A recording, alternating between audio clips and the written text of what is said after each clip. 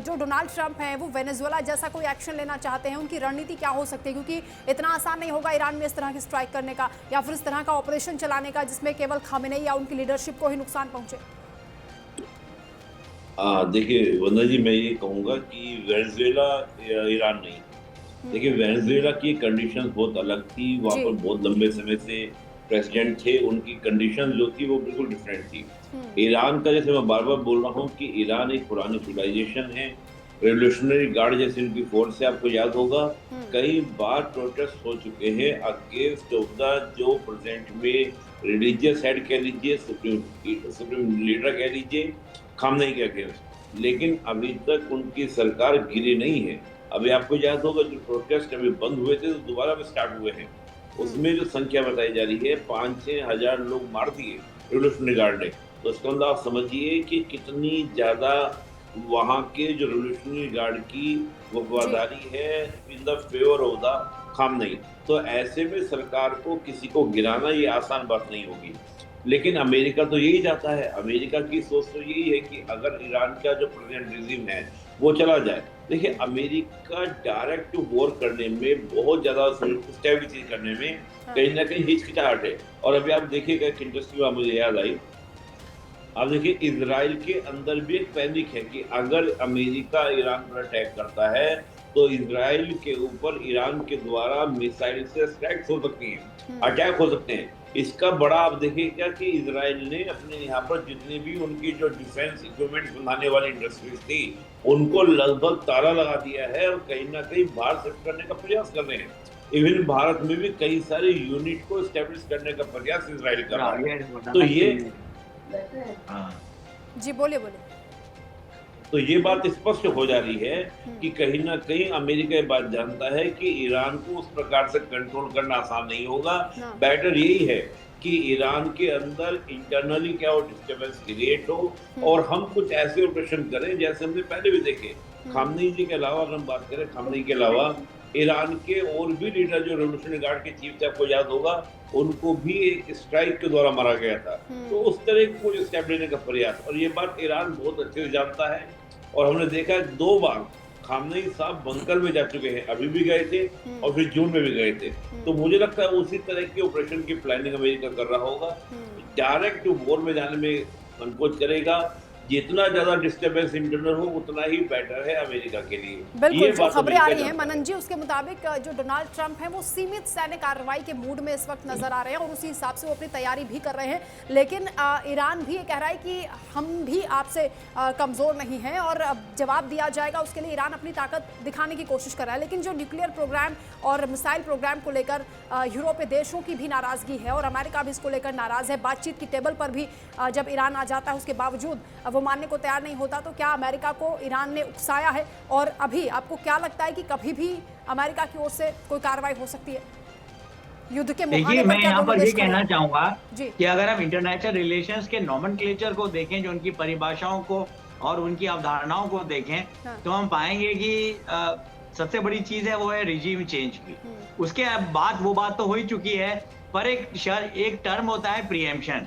तो अगर हम प्रीएम्पशन की बात करें तो पिछले कुछ वर्षों से अमेरिका और ईरान के बीच में ये प्रीएम्पशन की जद्दोजहद चल रही है।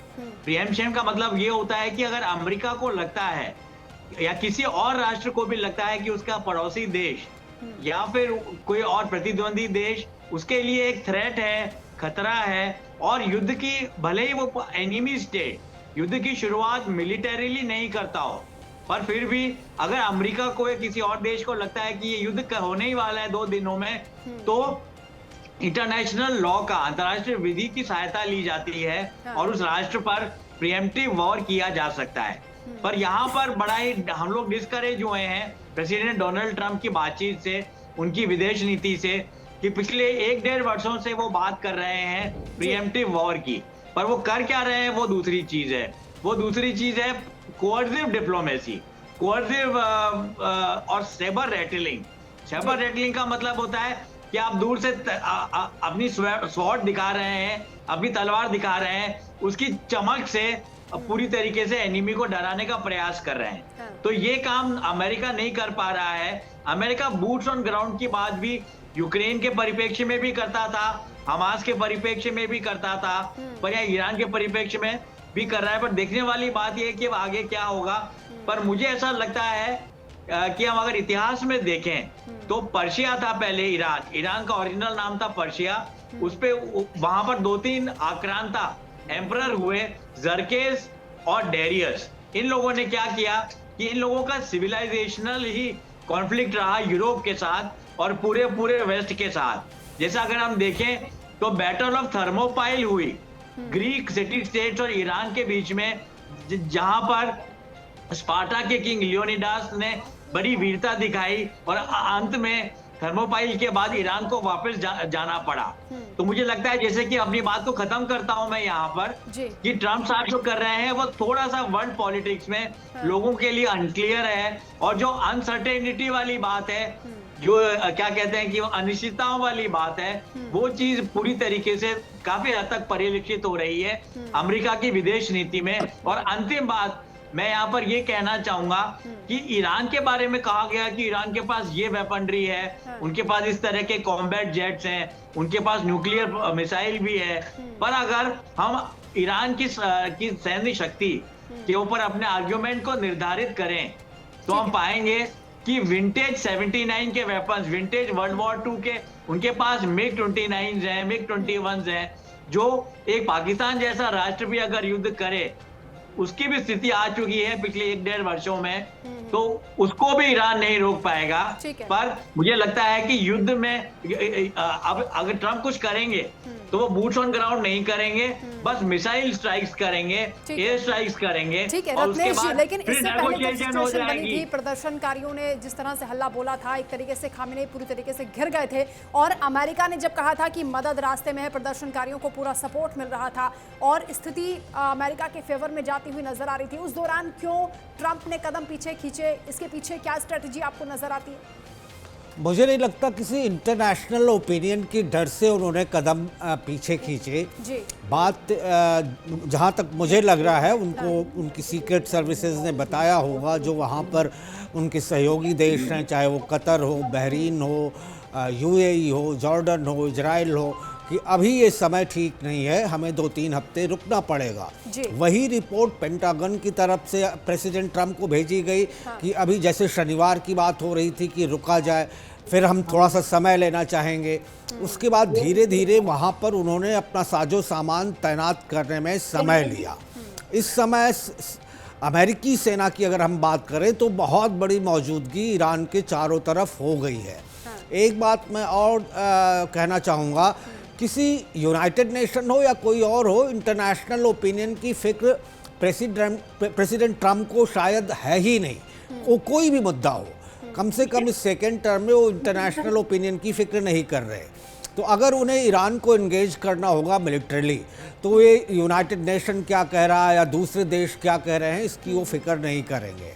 6-7 ऑप्शन है यहाँ पर, जिसमें रेजाइम चेंज ये भी एक ऑप्शन है, लेकिन वो भी आसान नहीं है। वेनेजुएला की सिचुएशन थोड़ी दूसरी थी, यहाँ कारण दूसरे हैं, वेनेजुएला में कारण दूसरे थे। और प्रोटेस्टर्स को बढ़ावा देना ये भी एक तरीका है, जिसमें खामेनेई को खुद ब खुद सत्ता से बेदखल होना पड़े और वो दूसरे देश चले जाएं। एक ये है कि ईरान जो एयर बेसेस है वहाँ पर मिसाइल स्ट्राइक करे, क्योंकि उसके पास मिसाइलों का बहुत बड़ा जखीरा है। एक ये हो सकता है कि ईरान अमेरिका के जो 2 बड़े युद्धपोत हैं, यूएसएस अब्राहम लिंकन और यूएसएस जेराल्ड आर फोर्ड, उनमें उनको कोई क्षति पहुंचाए। दोनों अपने आप में एक सेना का वजूद रखते हैं, जिसमें 100 से 125 फाइटर जेट्स होते हैं, 10,000 मैराइन्स होते हैं, डिस्ट्रॉयर्स होते हैं, सबमराइन्स होती हैं, पूरी अपने आप में एक सेना लेकर चलते हैं जो ये 2 युद्धपोत हैं। इन दोनों की तैनाती ईरान के इर्द गिर्द है। फिर जो एयर बेसेस हैं वहाँ पर मौजूदगी है, या फिर अमेरिका ने जो और इजराइल ने जो पिछले साल किया था जून में, ईरान की न्यूक्लियर साइट्स पर अटैक करे और एक लिमिटेड एयर स्ट्राइक करे और ये मजबूर कर दे खामेनेई को कि वो सत्ता किसी और को सौंप दे, या मिलिट्री वहाँ पर सत्ता में आ जाए। ये भी एक टफ ऑप्शन है, ये भी आसान नहीं है। तो ऑप्शंस तो कई सारे हैं, कौन सा चूज किया जाता है ये प्रेसिडेंट ट्रंप पे डिपेंड करता है। और मेरे ख्याल से ये प्रोटेस्ट अब जो शुरू हुए हैं उसी का हिस्सा हैं जो पिछले 6 हफ्ते पहले हुए थे और फिर रुक गए थे। उसी की कड़ी में एक प्रोटेस्ट 2 कह सकते हैं हम, जो अब शुरू हुए हैं। कितनी देर तक चलता है ये डिपेंड करता है और किस तरह के क्या कोई इसमें IRGC एक्शन लेती है प्रोटेस्टर्स के ऊपर, उनके ऊपर बल प्रयोग करती है, या जिस तरह पिछली बार किया था कि गुपचुप तरीके से जो लेडीज प्रोटेस्टर थी उनको उठा लिया था, गुप्त स्थानों पर ले गए थे। इस तरह की कोई कार्रवाई करती है IRGC, ये देखने वाली बात होगी। मिलिट्री इंगेजमेंट वो ऑप्शन हमेशा खुला हुआ है।